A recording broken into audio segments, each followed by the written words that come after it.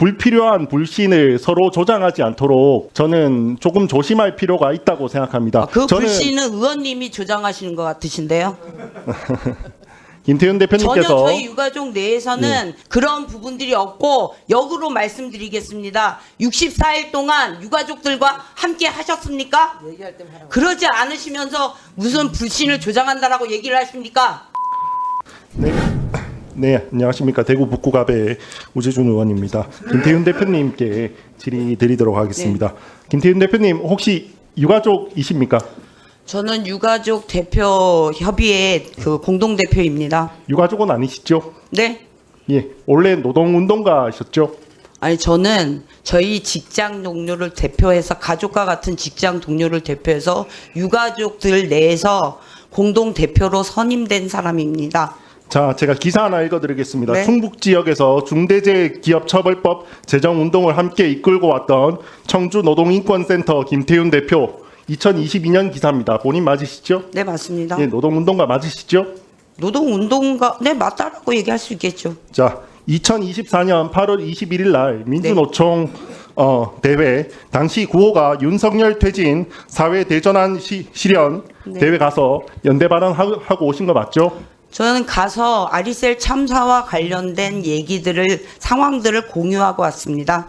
네, 거기서 연대에 대해서 감사함을 표하고 오신 거 맞죠? 당연히 감사하죠. 왜냐하면 실제적으로 저희가 만난 정부는 빨리 장례 치르고 진상규명이 되지 않았는데 장례 치르고 산재보상 처리하라고 얘기하고 있었습니다. 근데 실제적으로 희망버스나 이런 것들을 통해서 전국에 있는 많은 분들이 저희 아리셀 참사와 함께 같이 하면서 연대해주고 한 거에 대한 감사함은 당연한 거 아닙니까?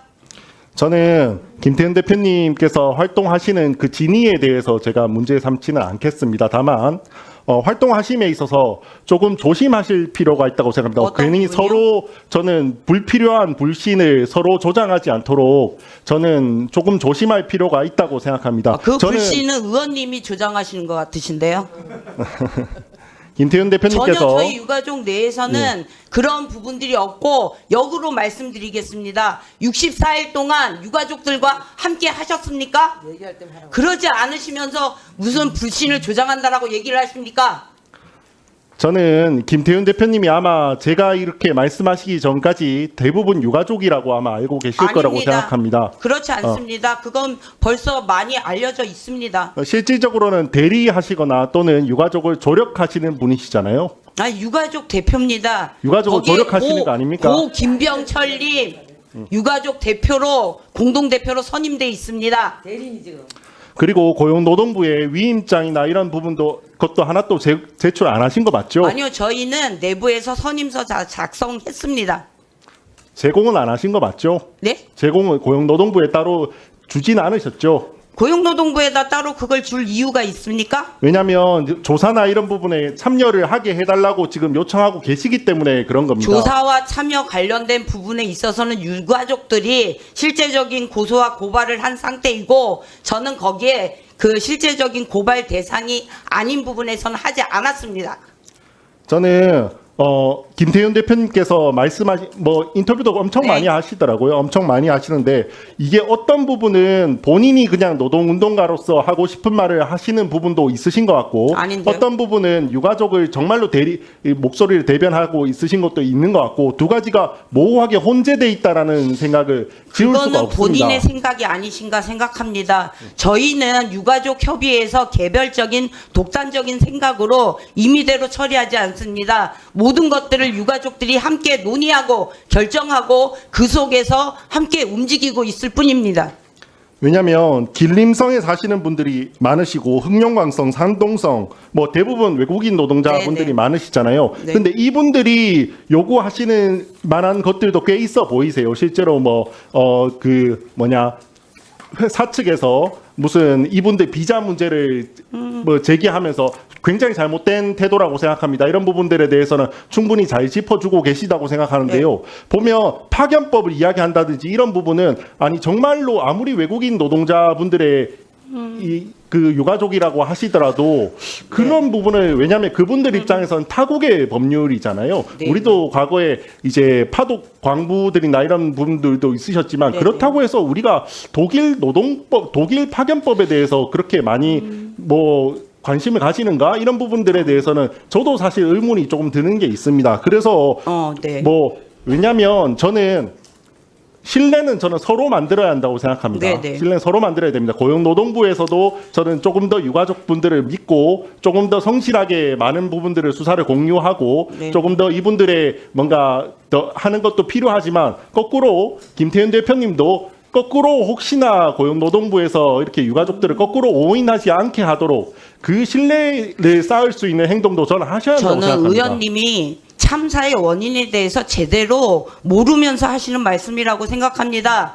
이 참사의 원인에서 가장 중요한 부분들은 불법 파견이었습니다. 제조업의 직접 공정 라인에 허가받지 않은 파견업체가 들어가서 인력 공급해서 미숙련된 이주 노동자들이 실제 이 일을 하다가 사고가 났고 참사가 난 겁니다. 그런데 이런 고용 구조를 얘기하지 않고 참사를 얘기한다는 자체가 이거는 전혀 진상에 대해서 의원님이 전혀 파악하고 있지 못하기 때문에 이런 얘기를 하신다고 보여집니다.